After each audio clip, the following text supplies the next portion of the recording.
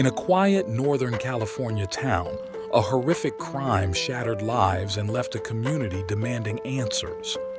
What happened that night in Cabin 28, and who was responsible? This is the story of the infamous Keddie murders. It was an unseasonably warm Saturday night in April of 1981 when Glenna Sharp and her 5 children settled in for a quiet evening at home in their small cabin in the resort town of Keddie. As darkness fell over the remote mountain community, Glenna had no way of knowing that before sunrise, 3 people would be brutally murdered within the thin walls of Cabin 28, with her own 12-year-old daughter disappearing into the night. When 14-year-old Sheila Sharp returned the next morning, she discovered a bloodbath. The walls, doors, and floors were covered in blood spatter. Her mother, older brother John, and his friend Dana Wingate lay dead, bound and viciously stabbed and bludgeoned. Miraculously, Sheila's younger brothers and their friends slept soundly in the back bedroom, unaware of the horror that had taken place steps from where they lay.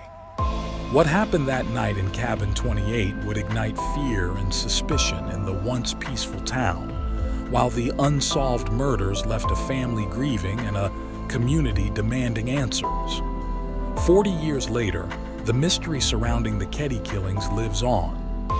The Sharp family had come to Keddie looking for a fresh start, escaping Glenna's abusive marriage. Though outsiders viewed her as an unemployed single mother of 5 sponging off welfare, Glenna was determined to build a new life in California. She rented Cabin 28, nestled in the woods along the Feather River Canyon in Plumas County, 200 miles northeast of San Francisco. To her teenage children, Keddie seemed like an idyllic escape from urban Connecticut. 15-year-old John dove into playing sports and pulling pranks with his neighborhood friends. Sheila quickly made new friends, while Tina enjoyed local playgrounds and sleepovers. But not all of Keddie welcomed the Sharps with open arms. Glenna in particular faced resentment from some townspeople over her reliance on food stamps and public assistance. She also grappled with rumors questioning her parenting skills and implying promiscuity. As darkness fell on April 11, 1981, Glenna settled in at home with her 2 youngest boys, 10-year-old Ricky and 5-year-old Greg, along with Ricky's friend Justin, who was sleeping over.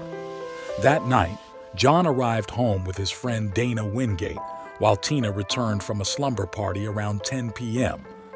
By morning, the lives of the Sharp family and friend Dana Wingate would be forever altered. Around 8 a.m. on April 12, 1981, 14-year-old Sheila Sharp approached the front door of Cabin 28. Right away, she knew something was wrong. The screen door was badly damaged. Stepping inside, she stopped short in horror. The living room walls were covered in blood spatter. Blood pooled on the floor and stained the furniture.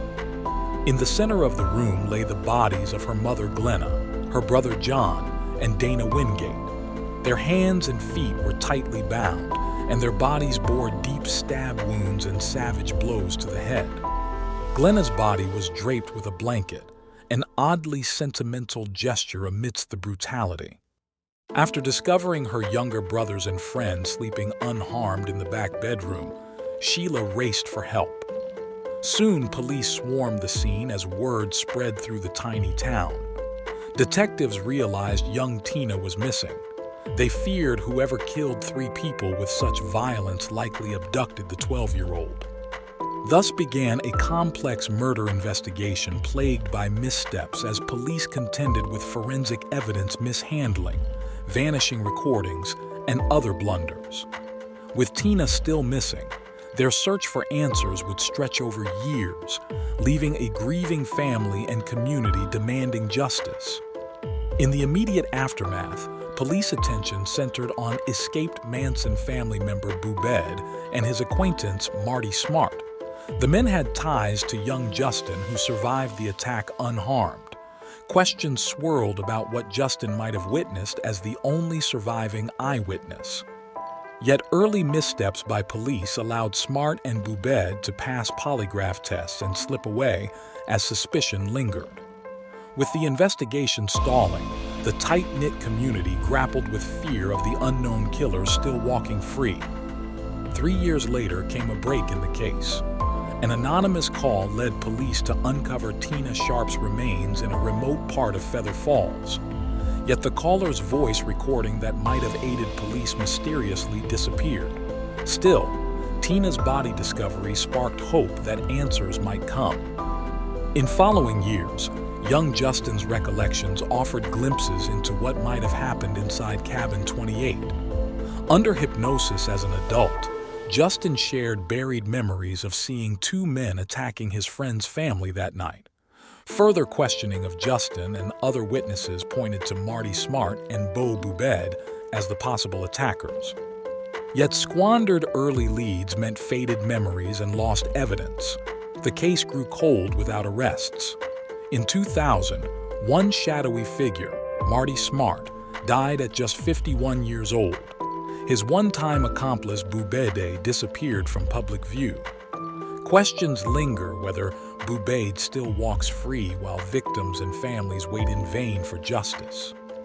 Today, just slabs and grassy clearings remain where blood once flowed at Cabin 28. Keddie resort cabins still nestle along the Feather River Canyon, now modernized. Yet shadows of the past haunt the land where the Sharp family's American dream ended brutally. Locals claim mist gathers over the former Cabin 28 site. Some say spirits roam there, unable to rest. The mysteries of that violent night 40 years ago still whisper through the pine trees. Scraps of rumors suggest gambling debts, revenge, robbery, and rage drove the savage attacks. Yet with the killers never named and tried, the full truth stays buried. Questions, pain, and anger remain over the lost lives and justice denied. For one family and a whole town, the wounds run deep, never fully healed. The Keddie murders changed this peaceful getaway town forever. What really happened that night in Cabin 28? After 40 years, only the killers know, and they're still out there. Thank you for listening. Please like and subscribe for more future uploads. Stay safe.